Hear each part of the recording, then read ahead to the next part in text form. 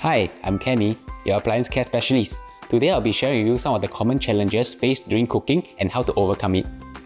Let me share with you more about the cleaning maintenance. As you can see, there is a mess after cooking. I think the hardest part is not about cooking, but it's about the cleaning up. Hence, we have our maintenance pack. It consists of a hob cleaner, a scraper, as well as a clean cloth.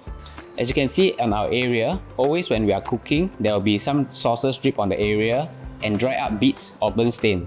Hence, we can use the hob cleaner and then we can do an application on the surface. Just spread it evenly. Make sure that the hob is cooled down.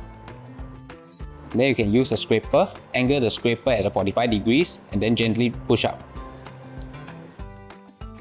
As you can see, the burn bits and stain are easily removed just by gently pushing. You can clean off the excess stain by using an e-cloth.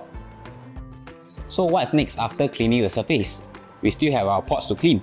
As you can see, these are the burn marks that has been deposited on the surface after cooking. Here I have with me is a stainless steel powder.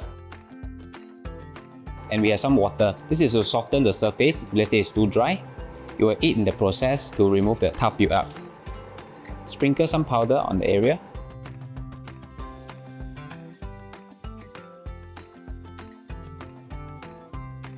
And then we have our e-cloth. As you can see, the tough stains and burn deposits has been eradicated from the base of the pot. The toughest and most trickiest part is cleaning the hood. Let me show you how do I clean my hood. As you can see, it's very oily and sticky. After cleaning with our detergent and rinsing with water, our metal mesh filter is still sticky. So what I have here is our degreaser. Our degreaser is able to eliminate all the grease and stubborn stains. So we spray evenly on the surface of the metal mesh. Then we let it stay for 10 to 15 minutes. After 15 minutes of waiting, as you can see, this is all the grease that has been dripping out from the oil filter. We have a hot water here, can gently plunge through it. As you can see, the grease has actually seeped through the oil mesh filter. Okay, then you take a sponge, just gently clean it.